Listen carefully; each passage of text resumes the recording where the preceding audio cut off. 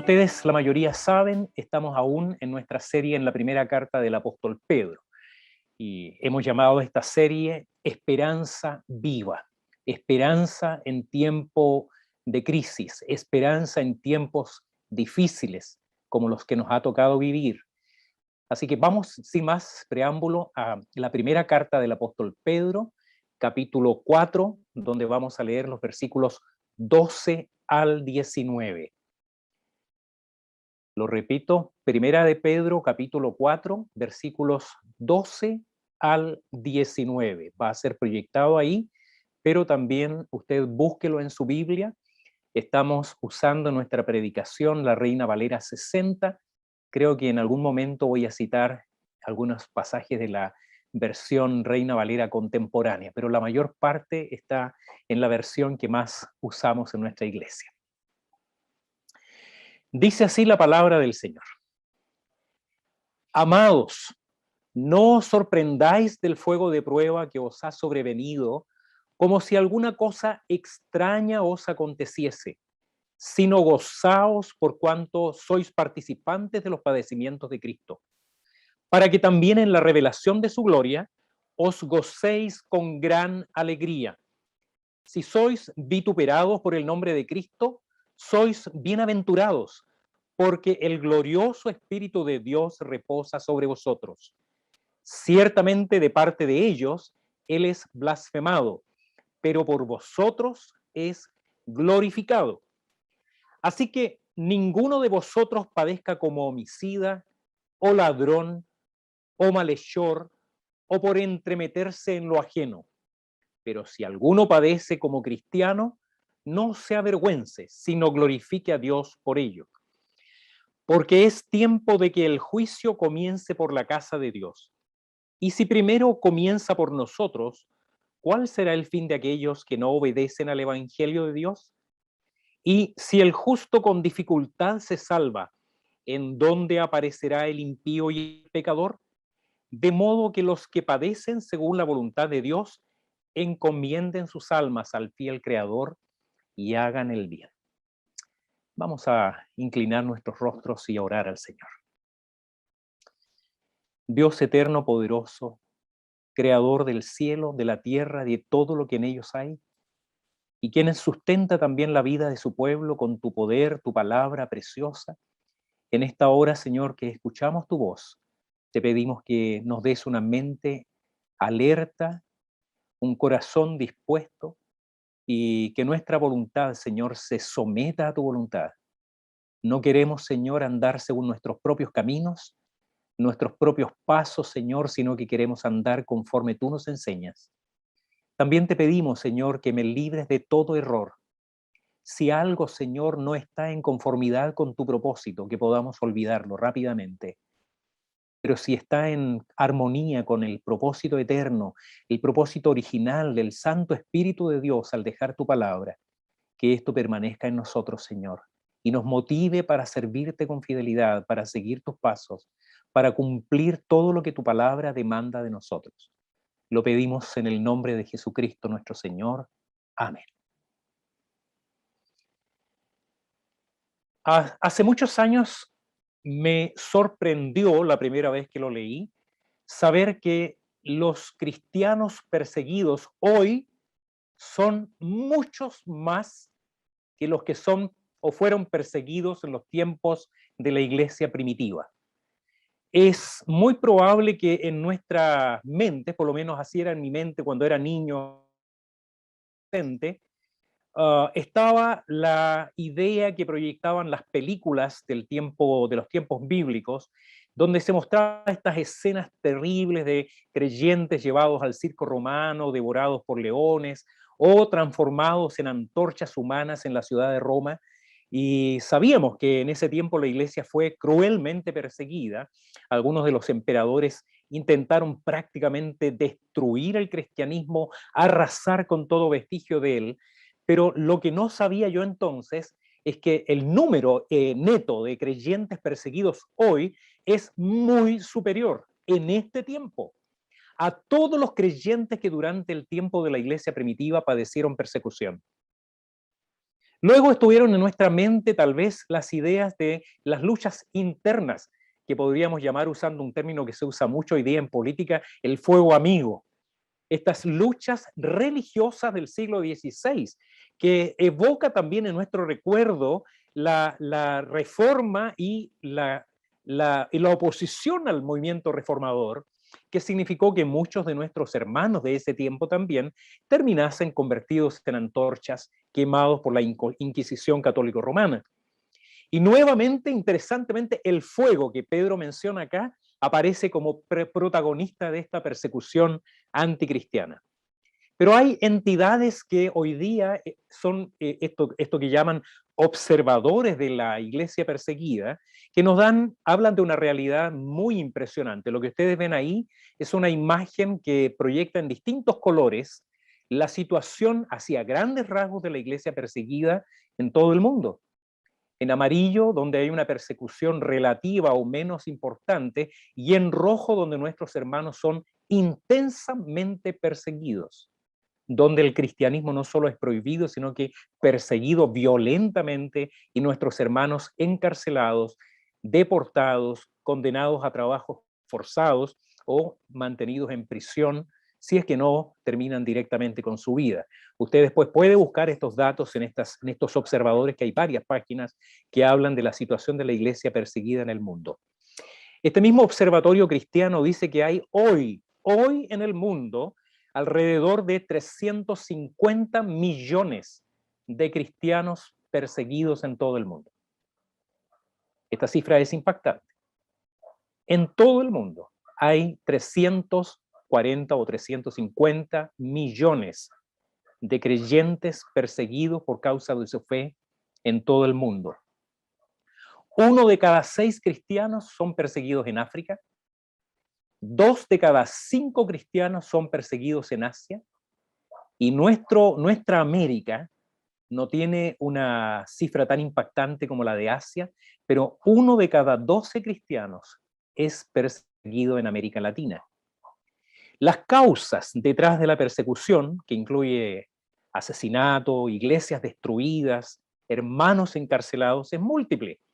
Se cuentan, entre otros motivos étnico-religiosos, vale decir, etnias que tienen sus religiones antiguas y que por lo tanto no toleran la aparición de religión, incluso dentro de las propias tribus o de los propios nacionales. La paranoia de algunos dictadores que ven en el cristianismo una amenaza para su seguridad, porque el cristianismo, donde vaya, va a predicar acerca de libertad, libertad absoluta, libertad con mayúscula. Así que donde hay tiranía, donde hay esclavitud, el cristianismo es una amenaza porque enseña a los hombres el valor de la libertad. Donde hay opresión islámica extremista, es verdad que no todos los musulmanes son extremistas, pero hay lugares del mundo donde son religión y gobierno, donde nuestros hermanos verdaderamente lo han pasado muy mal. Oposición comunista en los países donde gobierna un tipo de ideología comunista explícita, o donde predomina lo que se conoce hoy día como el marxismo cultural, es decir, aquella defensa de todo aquello que parezca necesitado de una supervisión o de una ayuda por ser minorías perseguidas. Todas menos el cristianismo. Y algo que ya comienza a verse en Chile también, intolerancia secular por razones ideológicas. Ya no se trata solamente de la laicidad que hay en un país como el nuestro, que se define como un país laico, sino laicismo, es decir, una especie de oposición a todo lo que parezca o suene a religión, pero, como hemos dicho muchas veces, especialmente el cristianismo. Sin entrar en detalles que ustedes pueden buscar en redes sociales, hoy en el Congreso Nacional, aquí en Santiago, hay en este momento banderas de todos los colores y movimientos sociales, representando la pluralidad de la acción constituyente. Maravilloso, estupendo. Pero uno de los constituyentes preguntó a la mesa, a la presidencia, ¿por qué en esa larga fila de banderas no está la bandera cristiana? Una pregunta legítima. Ahí están todas las banderas que representan todos los movimientos y fuerzas vivas de la nación. Pero no está la cristiana, que para los que no la conozcan, no la conocen, la pongo ahí. Esa es una bandera reconocida por muchos años, desde que yo soy niño la recuerdo, eso es mucho tiempo, la bandera cristiana. ¿Y por qué no está la bandera cristiana? Ah, no, esa no tiene derecho a estar ahí. ¿Pero por qué no? Están todos los movimientos civiles, sociales. Y el cristianismo, les guste a algunos o no, representa alrededor del 80% de la población del país, de los cuales al menos un 20% son cristianos evangélicos. Eso no es poca gente. Sin embargo, no tiene derecho a estar en ese lugar. Y las razones que están ahí descritas es colonialista, estaba con el imperialismo español que trajo la dominación de estas tierras. No, ellos tienen un lenguaje de odio, así que no tienen derecho a estar ahí. 20% de la población chilena evangélica y alrededor del 60% de la población católico-romana. No tiene derecho. Y eso habla muy claro de para dónde va la cosa y qué podemos esperar nosotros en el futuro. Por las palabras del apóstol Pedro y otros pasajes de las Escrituras, entendemos, querida iglesia, que los hermanos del primer siglo ya habían comenzado a experimentar persecución. En muchos casos, una persecución violenta. Los judíos lo sabían de siglos. Ellos habían experimentado persecución por causa de su celo religioso nacionalista. Pero para los destinatarios de esta carta, que eran en su gran mayoría creyentes provenientes del mundo gentil, como se les llamaba en ese tiempo, la persecución en cierta forma era algo nuevo. Ellos estaban comenzando a ser perseguidos por causa de su amor a Jesucristo. Y ellos, por cierto, estaban siendo sorprendidos por esto. Esto a algunos tal vez los pilló desprevenidos. Por eso, el apóstol Pedro, una vez más en su carta, expresa algunas palabras de aliento con instrucciones específicas para enfrentar la oposición y la persecución. Tal vez tú no has experimentado lo que hermanos nuestros en otras partes del mundo sufren hoy día. Tal vez esto que en otros lugares es evidente y es explícito, hoy día es algo muy preliminar, muy embrionario en nuestro país. Y demos gracias a Dios por eso. Pero no podemos cerrar los ojos y pensar que porque esto está pasando lejos de acá, entonces no nos afecta. No podemos ser indiferentes a esto. Y si la palabra del Señor está para nosotros hoy día, hablándonos acerca de esto, es tal vez porque Dios está preparando a su iglesia para tiempos más difíciles. Esta palabra no solo busca alentarnos, por tanto, sino prepararnos para lo que podría venir también en nuestro contexto como iglesia de Jesucristo. Por eso, el día de hoy la invitación es a que hablemos de 3 mandamientos de Dios a la iglesia, si padece por su fe en Cristo. He puesto esta frase del título de nuestro sermón hoy en un condicional, si padecen por su fe en Cristo. Tal vez no debiera estar en condicional, porque hoy día esto es una realidad. Pero lo vamos a dejar así por fines didácticos. Recuerde, si padece por su fe en Cristo, algo que podría tal vez estarnos pasando o está pasándole a algunos de nuestros hermanos en el mundo. Lo primero que la palabra del Señor nos dice, si padeces por tu fe en Cristo, es no te sorprendas, sino alégrate. No te sorprendas, alégrate. Versículos 12 y 14. Amados, no os sorprendáis del fuego de prueba que os ha sobrevenido, como si alguna cosa extraña os aconteciese, sino gozaos por cuanto sois participantes de los padecimientos de Cristo, para que también en la revelación de su gloria os gocéis con gran alegría. Si sois vituperados por el nombre de Cristo, sois bienaventurados, esto es, gozosos en un grado superlativo, porque el glorioso Espíritu de Dios reposa sobre vosotros. Ciertamente, de parte de ellos Él es blasfemado, pero por vosotros es glorificado. Este es el primero de 3 contrastes que Pedro usa para enseñar a la iglesia respecto de cómo enfrentar la persecución que comienzan ellos a experimentar por causa de su fe en Cristo. Y llama nuestra atención en primer lugar a las emociones, porque evidentemente no somos indiferentes a lo que nos pasa. Nuestro ánimo, nuestro corazón se ve afectado en mayor o menor medida por lo que ocurre a nuestro alrededor, porque si sufrimos oposición, esto produce tristeza, preocupación. No son pocas las personas que me han dicho, pastor, ¿qué va a pasar? Mire para dónde va el mundo, lo que está ocurriendo en nuestro país, cómo iglesias en nuestro país están siendo quemadas. Esto no está pasando intensamente aquí en Santiago, pero hermanos, en la Araucanía ya van 60 templos quemados, muchos de ellos templos evangélicos. Entonces, hay preocupación, hay tristeza, hay angustia. Estos sentimientos nuestros son afectados. Entonces, lo primero que el apóstol Pedro hace es abordar nuestros sentimientos, porque podemos caer en el desánimo y la tristeza, eso es lo natural. Así que lo primero que les advierte es que esto no debe sorprendernos, no debemos asombrarnos por causa de la persecución. Aunque es tan violenta que lo llama fuego de prueba, que en muchos casos era literal, no les dicen, no es extraño, no se asombren. Pedro sabe, y así lo enseñaron todos los apóstoles en sus cartas y también en los evangelios, que la iglesia de ese tiempo y nuestro tiempo debe estar advertida de que estas cosas van a ocurrir a la iglesia de Cristo, que estas cosas ocurrirían. Jesús dijo en su palabra, si el mundo os aborrece, sepan que a mí me ha aborrecido antes que a vosotros.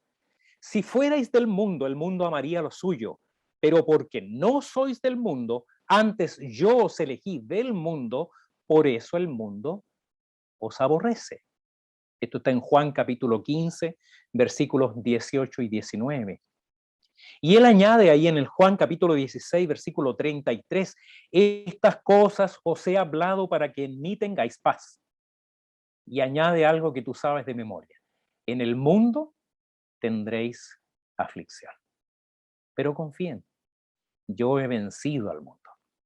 Y ya hemos mencionado muchas veces las palabras del apóstol Pablo a los Filipenses, capítulo 1, versículo 29, donde dice que a nosotros se nos ha concedido, es un regalo de Dios, no solo que creáis en Cristo, sino también que padezcáis por Él. Y a Timoteo, el apóstol Pablo le dice, y también, todo el que quiera vivir piadosamente, padecerá, ¿qué cosa? Persecución. No es tal vez, no, padecerá persecución. Así que si en tu vida todo marcha perfecto, si no tienes ningún problema, si no hay oposición de ningún tipo, si tú puedes andar por el mundo sin ningún inconveniente, preocúpate. Porque a los hijos de Dios, a los creyentes, el Señor les dijo, por causa de la fe en Cristo, van a sufrir, van a padecer persecución.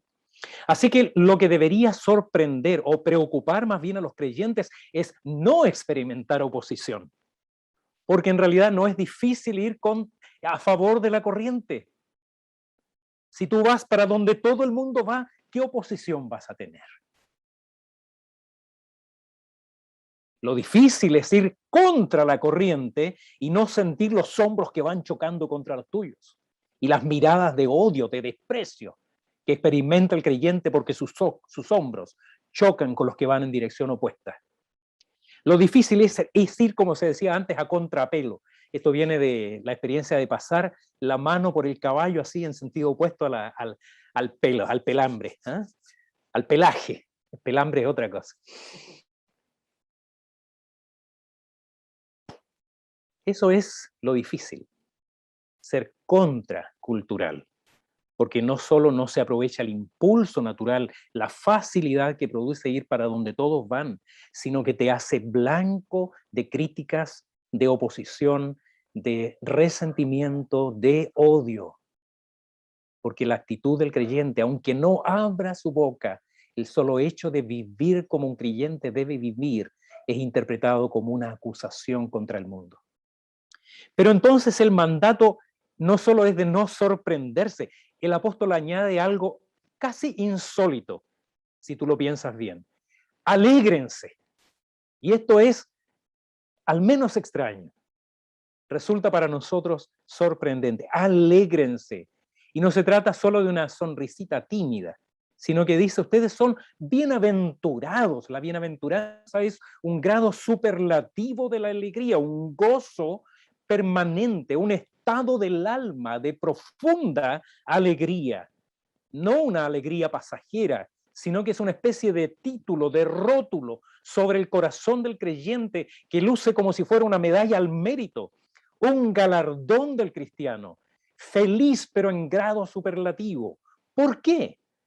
¿Por qué los cristianos tendrían que alegrarse en vez de sorprenderse? Ya hemos dicho primeramente que así lo dijo el Señor, no debe sorprendernos porque el Maestro nuestro Señor anticipó que lo que Él experimentó también lo sufrirían sus perseguidores. Pero Pedro añade que estas cosas debemos considerarlas como una prueba de autenticidad de nuestra fe, en el Señor Jesucristo. Somos de este modo participantes de los padecimientos de Cristo. El Señor dijo ahí en Juan 15:20, acordaos de la palabra que yo os he dicho, el siervo no es mayor que su Señor. Si a mí me han perseguido, también a vosotros os perseguirán. Si han guardado mi palabra, también guardarán la vuestra. Esto es identificación con el Señor. Es llevar la bandera de Cristo no en un lugar público, en nuestro corazón. Identificarnos como creyentes nos hace ser participantes de los sufrimientos de Cristo. También añade, porque esta alegría es el anticipo de un gozo verdadero superlativo que hará olvidar cualquier sufrimiento temporal cuando estemos en Cristo en gloria. La palabra de Pablo a los Romanos, capítulo 8, 18, dice, pues tengo por cierto que las aflicciones del tiempo presente no son comparables con la gloria venidera que en nosotros ha de manifestarse. Significa que el glorioso Espíritu de Cristo está en ti, querido hermano, querida hermana. Y no es extraño que mientras el Espíritu de Dios es glorificado por los creyentes, sea blasfemado por los incrédulos. Recuerden que es el único pecado imperdonable, la blasfemia contra el Espíritu Santo. Así que, amados hermanos, las cosas que empezamos a ver en Chile llevan siglos ocurriendo en el mundo. Y el Señor sabía que esto iba a ocurrir. No significa esto un llamado a la inacción o a la indiferencia. Hay mucho que debemos y podemos hacer. No excluye apelar a la justicia si es necesario. Las manifestaciones legítimas en favor de un trato justo respecto de los cristianos en todo ámbito social. Ahí tenemos a nuestro hermano Martin Luther King luchando y llamando a las manifestaciones públicas, pacíficas, por cierto, para oponerse a la discriminación racial en los Estados Unidos. Hoy hay un día festivo en los Estados Unidos por el nacimiento de Martin Luther King, un pastor evangélico bautista. Pero lo que no debe ocurrir es que estas cosas nos amedrenten pensando, ¿qué va a pasar con nosotros? ¿Cómo vamos a enfrentar estas cosas? No nos sorprende y más bien nos llena de alegría, porque significa que estás en el camino correcto y del lado correcto de la vida, al lado de la presencia gloriosa de nuestro Señor Jesucristo. Pero si padeces por Cristo, como iglesia o como creyente, en segundo lugar, que padezcas no como delincuente, sino como cristiano. Esto es prácticamente literal. Véalo ahí en el versículo 15 y versículo 16. Así que ninguno de vosotros padezca como homicida o ladrón, o malhechor, o por entremeterse en lo ajeno. Pero si alguno padece como cristiano, no se avergüence, sino glorifique a Dios por ello. En su didáctica, la segunda ilustración que el apóstol Pedro da es esta diferenciación de los cristianos en cuanto a la ética y a la justicia, pero en el plano de los hombres. De manera que nadie encuentre justificación a los malos resultados de su manera de vivir en el hecho de ser objeto de discriminación por causa de su fe, si en realidad se merece el castigo. No podemos asegurarlo, pero a veces da la impresión de que el apóstol Pedro sabía de algunas cosas un tanto complicadas que pasaban entre los creyentes del Asia Menor a los que le dirige esta carta. ¿Por qué les habla de esta manera? Si él está hablando de que no padezcan como delincuentes, como malhechores, o por entremeterse en lo ajeno. Hay dos posibilidades. Esto era algo común entre aquellos en los cuales vivía, entre los cuales vivían los cristianos, o esto era algo que tristemente también estaba ocurriendo dentro de la iglesia. Ya dijimos antes que tal vez, esto en comienzo del capítulo 4 que ahora estamos estudiando, que algunas de estas viejas prácticas, posiblemente algunos ya habían sido librados de ellas, pero tal vez todavía estaban presentes entre muchos de nuestros hermanos. Y algunas de esas prácticas pueden de hecho poner en problemas a las personas.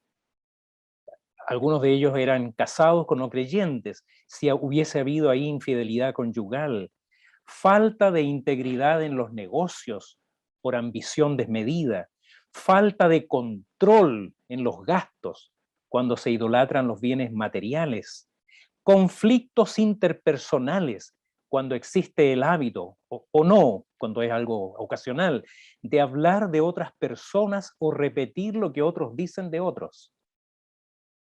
Recuerdo una querida hermana en Cristo que ya está en la presencia del Señor, mi hermana Mireya Zúñiga. Ella fue abogado y jueza del trabajo allá en Concepción, que contaba un día que tuvo ahí, frente a su estrado, en los tribunales de justicia, a un hermano de su iglesia. Imagínense la situación. Ella jueza del trabajo y tiene ahí un acusado por una falta laboral. Y lo peor, que estaba bien acusado. Complejo. Ella dice, tuvo que aplicar ahí justicia porque aplicaba y lo hizo sin ningún problema, porque el hermano merecía la pena temporal sin ninguna duda. Otro caso que conocí personalmente fue el de un cristiano que despidieron de su trabajo porque usaba el tiempo laboral para sentarse a hablar con las personas acerca de la fe en Cristo. Así que lo despidieron. Pero ese no era un cristiano despedido por razones de oposición a la fe cristiana. No lo despidieron por persecución religiosa. Lo despidieron por no hacer su pega, aquello para lo cual estaba contratado. Él estaba capeando tiempo, en otras palabras, como decimos en el sur especialmente, capeando. Él no fue despedido por razones religiosas. No fue despedido por estar compartiendo su fe, sino por ser un mal funcionario. Y de eso habla el apóstol Pedro. Como entrometido, esta es una especie de categoría especial de condición que no es un delito tan grave como ser un delincuente, pero es algo que ciertamente preocupaba a los creyentes del primer siglo y a los líderes de la iglesia. Nos dicen los expertos que esta es la única vez que aparece esta palabra griega en el Nuevo Testamento y que tiene exactamente el significado de mirar en lo ajeno, meter las narices en lo que no te importa, en buen chileno. ¿Por qué está acá esta conducta? Porque efectivamente hay personas que se meten en problemas por esto y pueden ser causantes de romper la paz y quebrar la armonía en la iglesia o en las comunidades en las cuales la iglesia se desenvuelve. Y esto puede traer sufrimiento a la iglesia o a las personas o a las familias. Y esto no es por causa de su fe en Cristo. No se trata de persecución religiosa, sino infelizmente de un mal demasiado común en la humanidad. Así que Pedro está recomendando o mandando más bien a la iglesia que sea extremadamente cuidadosa en todos los asuntos civiles y sociales, en el trabajo, en la familia, en toda organización civil, de manera de no dar motivos para que se hable mal de él o de su fe en Cristo. Única forma en que no solo no será avergonzado, sino que más bien la gloria del Señor Jesucristo será exaltada en la iglesia y en todo lugar donde el creyente esté. Dios nos ayude, Dios tenga misericordia de nosotros para que ese sea el testimonio de cada uno de sus hijos. Pero finalmente el texto nos lleva a pensar que si padeces por tu fe en Cristo, no confíes en tu justicia, sino confía solo en la de Cristo. Véalo ahí, por favor, donde quiero comentar versículos 17 al 19. Dice la palabra, porque es tiempo de que el juicio comience por la casa de Dios. Y si primero comienza por nosotros, ¿cuál será el fin de aquellos que no obedecen al Evangelio de Dios? Y si el justo con dificultades se salva, ¿en dónde aparecerá el impío y el pecador? De modo que los que padecen según la voluntad de Dios encomienden sus almas al fiel Creador y hagan el bien. El contraste de las emociones y el contraste en la conducta, Pedro pasa ahora a hablarnos del tema de la justicia. Habla del juicio de Dios sobre los cristianos y el juicio de Dios sobre los incrédulos. Reconozco que le di muchas vueltas a la manera de abordar esta parte de la perícopa del texto que estamos estudiando, porque evidentemente no es tan claro como los puntos anteriores. Pero considerando el contexto y el propósito de Pedro de alentarnos en medio de las luchas y de las persecuciones que los creyentes experimentan por su fe en Cristo, y el consuelo y el descanso que proviene de enfrentar el juicio de Dios, que es inminente, pero al mismo tiempo ya está en el mundo, sobre toda la humanidad, pero que será cabal y definitivo en el regreso del Señor en su segunda venida, la idea es que con confianza plena en la justicia del Señor y no en nuestra propia justicia, descansemos plenamente en estas luchas y dificultades que podríamos experimentar. De alguna manera, Iglesia, lo que el mundo ya experimenta hoy forma parte del juicio de Dios sobre la tierra. El Señor Jesucristo dijo ahí en Mateo capítulo 10, versículos 34 al 36, no penséis que he venido para traer paz a la tierra. No he venido para traer paz, sino espada, porque he venido para poner en disensión al hombre contra su padre, a la hija contra su madre y a la nuera contra su suegra, y los enemigos del hombre serán los de su casa. Mientras estemos en el mundo, queridos hermanos, es imposible que podamos sustraernos de la consecuencia de la maldad sobre la tierra y sobre la humanidad. Es decir, si hay hambre, los cristianos padecen hambre. Si hay guerras, los cristianos son afectados y hasta es posible que deban participar en la guerra. Si hay pandemia, no estamos libres de sufrir enfermedad y muerte, de haber perdido seres queridos. Y si ha ocurrido con muchos de nuestros hermanos, esto es porque la creación, dice la palabra en Romanos 8:20, fue sujeta a vanidad, no por su propia voluntad, sino por aquel que la sujetó en esperanza.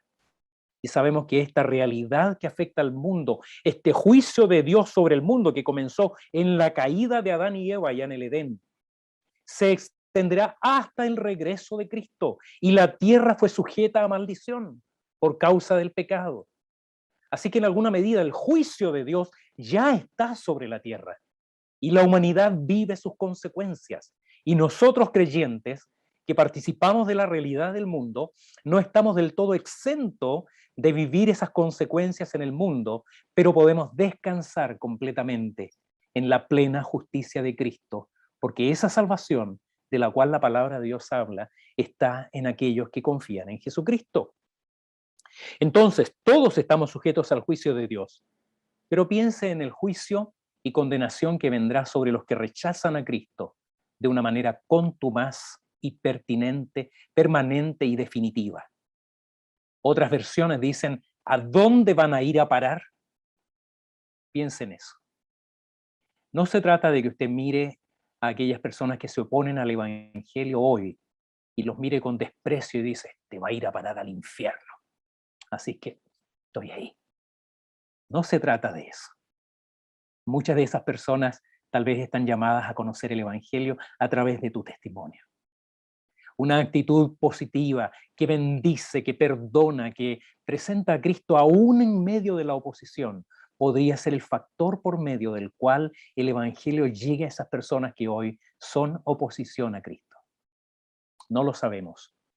Si a nosotros que confiamos en Cristo nos tocase sufrir en esta vida, aún en el fuego material que afectó a nuestros hermanos por causa de la degradación y la corrupción de la humanidad y el odio anticristiano, piense usted, ¿qué les espera a los que niegan a Cristo total, definitiva y permanentemente? ¿No dice el apóstol Pedro que los sufrimientos sean parte del proceso de salvación? Como si tú tuvieras que añadir algo a los sufrimientos de Cristo, como si no hubieran sido totalmente suficientes. Cuando él dice que con dificultad nos salvamos, dice que lo que está diciendo es que la salvación de la cual somos poseedores por la gracia de Cristo no está exenta de dificultades.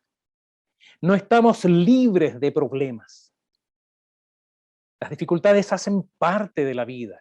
Y en muchos de nuestros hermanos es una realidad incluso más seria que lo que muchos de nosotros hemos tenido que experimentar. De ninguna manera, la obra de Cristo, hermanos, fue completa, total y definitiva en nuestro favor. Más bien, esto señala, como decíamos, los inevitables sufrimientos que se originarán por causa de estar en Cristo. En otras palabras, siendo salvos, nos corresponde inevitablemente experimentar dificultades y pruebas. No estamos libres de ello, y esto ya lo hemos dicho muchas veces y lo dice también el apóstol Pedro en varias oportunidades. Entonces, ¿qué nos corresponde hacer? ¿Qué es lo que pide la palabra del Señor de nosotros? Descansar no en nuestra justicia, en frente de este juicio de Dios que viene y que ya está sobre la tierra, sino, dice Pedro, encomendar nuestras almas al fiel Creador, descansando plenamente en la perfecta justicia de Cristo, que obró en nuestro favor. Y entonces, ¿qué debemos hacer después de eso? Enfocarnos en hacer el bien. Hagan el bien.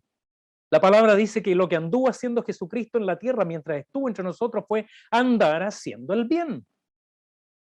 A ustedes, dice el Señor, los que me escuchan, leo la Reina Valera contemporánea, les digo, amen a sus enemigos, hagan bien a quienes los odian, bendigan a quienes los maldicen y oren por los que los calumnian. Si alguien te golpea en una mejilla, preséntale también la otra. Si alguien te quita la capa, deja que se lleve también la túnica. Esto es radical, querida iglesia. Y es literal en muchos casos. Pedro lo enseñó antes en esta misma carta. La voluntad de Dios es que ustedes practiquen el bien para que así hagan callar la ignorancia de la gente insensata. Primera de Pedro 4:19. En otras palabras, hermanos, indudablemente resulta muy alentador saber que nuestro destino legal está resuelto plenamente delante de un juez justo y bueno como es nuestro Padre Celestial. Y esto por causa no de nuestra justicia, sino la de Cristo que obró en nuestro favor, que es la base de nuestra esperanza eterna. Entonces, ¿de qué nos vamos a preocupar? De una sola cosa. Resuelto eso, enfócate en hacer el bien. Y hazlo con alegría, libremente, no solo a los que te parecen dignos de ayuda. Por cierto, los de la casa de Dios dicen debieran ser nuestra primera preocupación, sino especialmente de los que se oponen a la fe. Esto a mí me parece muy loco, perdónenme la expresión, pero esa es la voluntad del Señor para su iglesia. Y no hay nada que traiga más paz y gozo al cristiano que hacer la perfecta voluntad del Señor. Y el efecto práctico de hacer el bien es verdaderamente gratificante, especialmente cuando el objeto de nuestro bien es una persona que nos ha hecho el mal. Mientras escribía esto, recordé algo que leí de algún hermano de los autores cristianos que leo con frecuencia, pero no recuerdo cuál de ellos, pero la historia la recuerdo perfectamente. Él contaba que iba camino a su casa en su automóvil cuando se acordó que le habían encargado algo. Entonces desvió rápidamente su auto y se cambió de pista para entrar a esos autoservicios que acá no existen mucho, pero en Estados Unidos son muy comunes, donde tú compras en tu automóvil, te acercas a una ventanilla, haces el pedido, avanzas en el auto y luego en otra ventanilla te entregan el producto y te cobran. lo que tú encargaste, no te bajas del auto. Pero él hizo una maniobra brusca para cambiarse de pista y el automóvil que venía atrás tuvo que frenar bruscamente y evitar el contacto. Uno no lo hace siempre, no es algo intencional, pero la persona que venía atrás, dice este pastor, bajó la ventanilla de su auto, casi sacó medio cuerpo para afuera y lo bañó en groserías del peor calibre. ¿Qué no le dijo? Los peores insultos que uno se pueda imaginar por haber hecho la torpeza que él hizo con su auto. Tenía en parte razón. Entonces él hizo su pedido, avanzó y cuando estaba en la ventanilla para pagar, junto con pagar su pedido, le pide al dependiente la cuenta de la persona que venía atrás, que ya estaba lista, y pagó también su pedido. Y dice que avanzó su automóvil y se detuvo mirando por el retrovisor para ver la cara que esa persona iba a poner. No se trata de que nosotros andemos buscando esa experiencia, ¿no? Especie de ese deleite así especial. Tal vez esto es poca cosa respecto de lo que otros de nuestros hermanos han sufrido y sufren por causa de su fe. Pero muchos de nuestros hermanos son los que han experimentado el gozo de cumplir la voluntad del Señor, bendiciendo a los que los maldicen, orando por los que los ultrajan y persiguen, para ver no la cara de sorpresa de aquellas personas, sino, ¿sabe qué? Ver el rostro del Señor con una sonrisa. Porque esa es la única aprobación que nosotros debemos buscar. No la aprobación del mundo. Es probable que tu testimonio, si actuamos como el Señor pide de nosotros, logre impactar la vida de muchas personas. Pero por sobre todo aquello, lo que nosotros queremos es la aprobación de nuestro Señor. Eso es descansar no en tu justicia, sino en la perfecta justicia de Cristo y disfrutar por eso. Para pensar y vivir. Como les decía adelante, dudé en expresar el título del sermón con esta expresión sí, como en condicional, como si tal vez, porque la verdad es que la palabra del Señor dice que sufriremos. No hay forma de escapar de aquello. Unos más, otros menos, pero todos los creyentes, de alguna manera u otra, experimentaremos el efecto de la oposición a nuestra fe. No hay duda de eso. Pero es posible que aún en nuestro contexto esto no se haya manifestado tan claramente, tan violentamente como es hoy en muchos lugares del mundo, y nosotros debiéramos estar preparados para tiempos complicados para los cristianos en Chile. No estoy pintando un escenario negro, no estoy siendo excesivamente pesimista, pero de cualquier manera debemos estar preparados. Señor es fiel, el Señor es soberano, Él está por sobre todas las cosas y podemos descansar en eso. Pero hay señales en esa dirección. Así que Dios sabe qué cosas hayan pasado o estén pasando hoy en tu vida, qué luchas, qué oposición, qué problemas o sufrimientos, y Él lo sabe respecto de lo que ocurre con los hijos de Dios en este lugar y en todos los lugares del mundo. Pero debemos estar preparados y fortalecidos con la preciosa palabra del Señor para nosotros, que hoy por medio del apóstol Pedro nos recordó que si te toca padecer por Cristo, no te sorprendas, más bien alégrate. La bienaventuranza del creyente, que es este gozo superlativo, que no es una condición temporal, sino un estado del alma, es una marca en los creyentes, es un título honroso en nuestras vidas. No como delincuentes, sino como verdaderos cristianos. Ser cristianos en un mundo caído pone sobre nuestros hombros una inmensa responsabilidad. Nuestra conducta ética y social tiene que ser de primer nivel, no menos que lo que viven o exhiben aquellos que no son creyentes, siempre arriba de eso. No confiando en nuestra propia justicia, sino en la perfecta justicia de Cristo y sobre todo, dejando todas las cosas en las manos de Dios. Anímense. Si nos tocara un tiempo más complejo, el Señor está en el control. Recuerda eso siempre y que el Señor bendiga a su iglesia.